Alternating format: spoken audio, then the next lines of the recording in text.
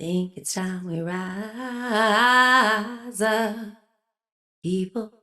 It's time's up, people. You can talk all you want, but it won't change a thing. I wanna know what you do.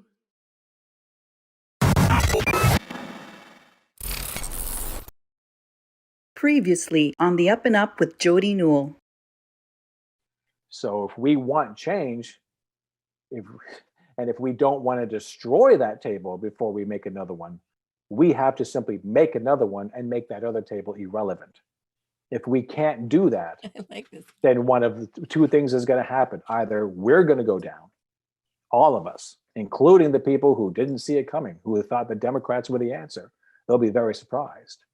Or it's going to go the other way. And it's going to be violent. And it's going to take a lot of lives. And we're probably going to lose because I'm sorry, the federal government has fucking drones. And if they want to, they can take us out and explain it away later on.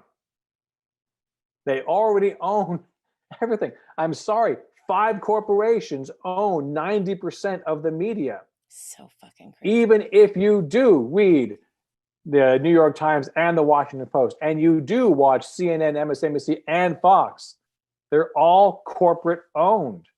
You are getting a very skewed, very biased analysis, if you even want to call it analysis. It's largely, become entertainment because they want clicks.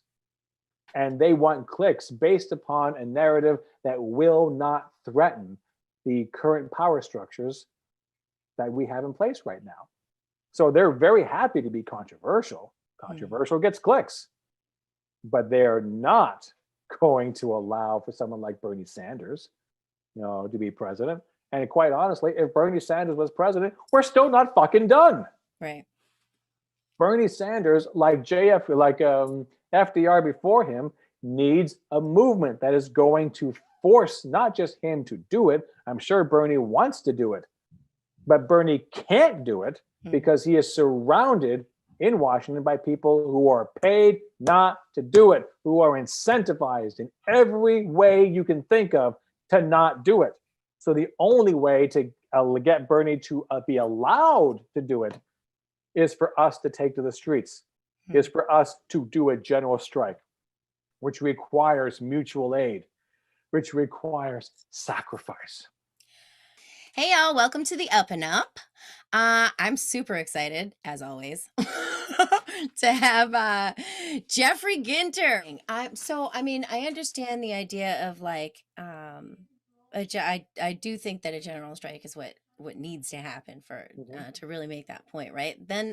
But it's interesting because you're talking about mutual aid, and I'm wondering, my mind immediately goes to okay, then what do we do? What's the solution? You know what I mean? I can't complain about anything without immediately thinking, all right, now what do I do to fix it? It's just it's the way my mind works. Good. But I'm thinking okay, general strike. Okay, so for example, let me back up just a little bit and kind of build myself up to where I'm coming to. Is that so before, when you were talking about the changes that happened under Reagan, right, and the union busting and things like that, and of course we saw that. Now there are a lot of other things that are traced back to that, economically, things that are traced back to that this is kind of where we saw the serious kind of dramatic bifurcation between productivity and productivity and a whole variety, the inequality going through the roof and all that kind of stuff. A lot of these things can be traced back to basically 1980. Within started in the 70s, but it took off like a rocket in the 80s. Right, exactly. And I think he was elected in 1980, right? Yeah. Am I right? Okay, so that was when 80 and 84. Right. So things had already started before that, but kind of got kicked into high gear. He just, kind of did it, did the thing. But anyway, so here's the thought process, is that because that happened, it makes it a lot more difficult for people to do things like a general strike, because people are the cost of their wages are so out of whack with the cost of living, health insurance being charged, part of your job, and so you don't want to all of these kind of different things, mortgages, even like banking and things like that. The situation that we're in right now, so many things are count against people being able to do that. But then you brought up mutual aid, and so my thought is, I'm like, okay, so how do we do like a general strike fund? Like, because Well, I mean, that's this is kind the of same it. thing. We got the down in Alabama, the coal miners who are striking down there. They've been striking for 3 months, and I haven't heard anything about it in two, And nurses in whatever. And Massachusetts, and yeah. and so I did contribute. This is like 2 months ago. I think they had this big event and stuff like that. And so made me think, oh, so I contributed to like their fund, not much, $20 or whatever it was, but Whatever you can into give. their fund so that they can do it. And it makes me think like, yes, a general strike is what needs to happen. And it makes me think, okay, how do we like prepare? How do we get to the point where people can actually do that? So I'm thinking, all right, we need to start like a general strike fund. Like that's what, you know what I mean?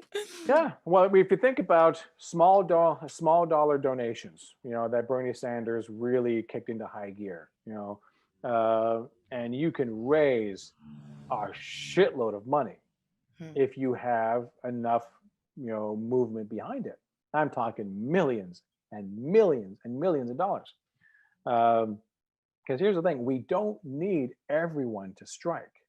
Let's say there are some people that can't. I don't advocate nurses striking, even though nurses do go on strike. I don't personally advocate for that simply because in the healthcare industry, I'm close to patients. I know, that right now with nursing shortages, we have a lot of nurses that are under a tremendous amount of stress and strain, and patients are paying the price. And nurses are paying the price with their licenses, and their livelihoods.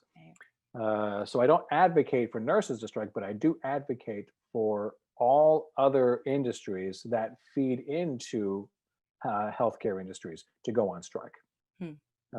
So the very least, nurses are there to take care of the patients, but all the different vendors, that feed into that system, you guys go on strike, and we will support you. So something along those lines. So we need, really, in my vision, and someone correct me, if someone out there who has a better idea, tell me, I want to know. But if we can just get New York shut down, LA shut down, New Orleans shut down, basic large ports of entry shut down. If we can get Wall Street shut down, if we could do that, just several million people per location. Out of 360 million people, I just named 3 locations, maybe include Chicago, major financial areas and major ports of entry. So if we're talking maybe 5 cities, 2-3 million a piece, so we're talking what, maybe 15 million people, out of 360 million, 15 million people, and we would need maybe another million or 2 million to support these people.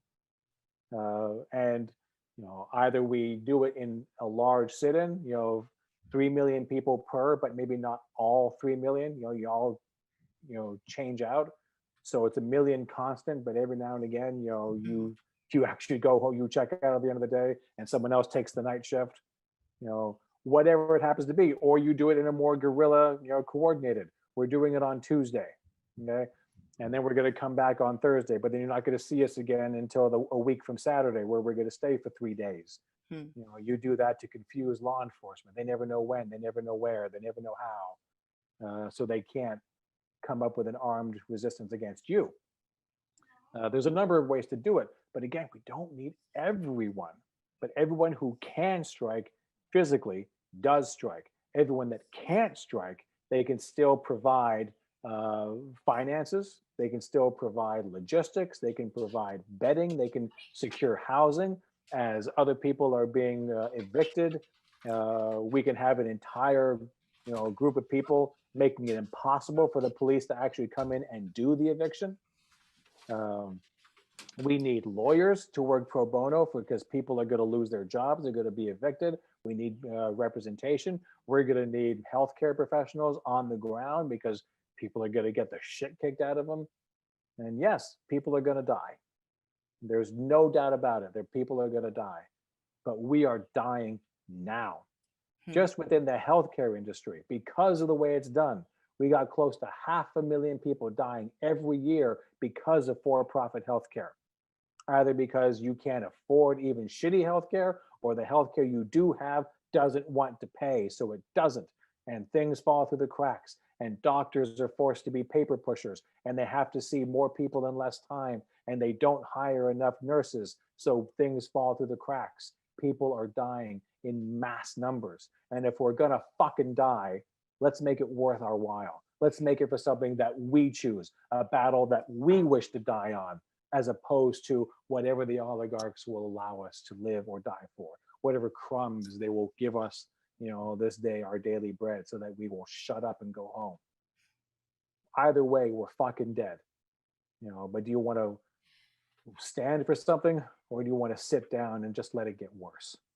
I mean, it's interesting. So I think if, you were talking about the suffragettes and things like that, or not just the suffragette. I mean, this is like, I think that was a specific kind of point in time, but that was over the course of like a century, right? That was actually in the works, and there were things happening, throughout that time. But it was interesting. So, okay, so I did a little bit of research on this back in the day, and it was interesting. Like in Europe, there were also suffragette, the same movement happening there as well.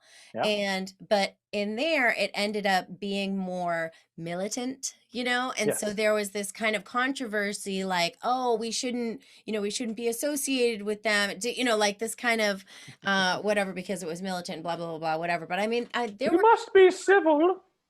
which is crazy. Yeah, sure.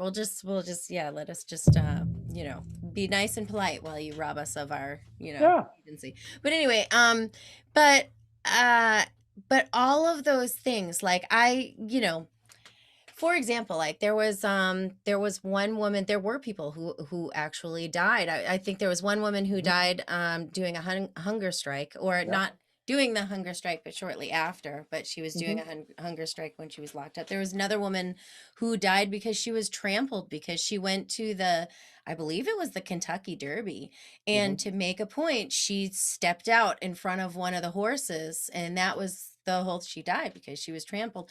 But these are the things that that brought attention to it. And so, like, when you talk about, and that was a long time, I mean, that took a century, I mean, it spanned, multiple generations, this is crazy. But when you talk about dying for something that is, worth it, right? That's a very real, that's a very real. And I'm not advocating that I don't want us to die. Right. I don't want us, but just look at what happens when we peacefully march, for Black Lives Matter, and the cops just start beating the hell out of people. And before you know it, you have a riot. And then which came first, abusive cops or the riot? And the cops will say, hey man, you guys shot first, metaphorically speaking. And we're saying, no, we got it on camera, you guys, were the aggressors. But what's the mainstream media narrative? Can't riot. Can't riot. Riot is bad. Oh, you want to be, get your point across. You can't get your point across with rioting. Well, we didn't riot. We went there to peacefully protest, and you guys beat the shit out of us. And people died. You bring up little white boys from other places, who come up with their AK-47s, and they come and they shoot a bunch of black kids, and then they're laughing with the cops afterwards. And closed captioning of the cop says, yeah, you did good, kid, you did good. Cops didn't arrest him. Kyle Rittenhouse didn't arrest him, protected him. So my point is not that I want someone to step out into traffic to draw attention to something. Right. My point is, you set up blockades, you shut things down, you do what you got to do, not to bring attention, but to actually shut down the industry, to bring attention to the oligarchs that your time is done. I hope you enjoyed it. I hope it was great, but it's over now. Because we're not going to let you continue like this anymore. And people And will in doing outright so, say, "Oh, they're going it's to be okay for you attacked. to protest as long as you're not, as long as you're not blocking traffic, or as long as you're not da da da da." I mean, the point is the inconvenience. The point is to stop Yes. you and say, you know what I mean, Yeah. to make it uncomfortable, Which to is why be, they, slowly, watching the sitting there while the water's slowly boiling, if you yeah, take that analogy absolutely. or whatever. Which is why so many state houses are passing laws that make it okay for you to hit people with your car if they're So blocking traffic. fucking insane. Excuse It's me, but it's insane. so It is. fucking insane. It is insane. It's designed to deter people from doing the only thing that has ever worked in this country, which is that type of protest. Yep. Shutting down factories, shutting down bridges, shutting down intersections, doing what you have to do to bring commerce to its knees, and only then, will you actually be able to negotiate. This is what we want. Oh, you're not going to give it to us? Well, then you're not going to get any money today. And we are going to be fine for a while. How long? Don't know. Don't care. We're done. And in doing that, you're not going to be walking out into traffic to die, but in walking out into traffic and blocking traffic, in shutting down factories and shutting down ports of entry, the cops are going to come in and they are going to beat the hell out of you. And yeah, you're probably going to get an army of Kyle Rittenhouses, and you're going to get a bunch of guys, like they were in Charlottesville, running into people. And I'm not saying that's good. I'm saying that's inevitable. I'm saying that's an inevitable consequence. I'm saying we don't engage in that, but we don't allow ourselves to be deterred because that's going to happen. And if anyone else has a better idea that actually has some merit and that doesn't have a historical context of not working, tell me. IPCC report says we got 10 years. That report came out 2 years ago when we had 12. We wasted 2 of them talking about individuals, talking about cult of personality. I'm done. I'm not here to make anyone feel good about their choices. It's my kids, it's my wife, it's my family. Yeah. Thank you, Geoff. You're welcome. I'm going to go curl up in a ball now. Man. It's yeah. It's heavy, but it's important shit. This is, I think that, I really wanted to have this conversation because I want it to be like a kind of a reset, right? Especially because, you kind of get, I do it myself, you get off on something and, get distracted or get carried away with something and kind of get in this like, I call it tunnel brain. You know what I mean? Like I just kind of get into this like tunnel brain and, and you don't necessarily see it until somebody says something that jogs you out. And you're like, oh, I'm doing that again. Yeah. And even as I said in my post, I do it too. I'm no better than anyone else. I'm trying to be better.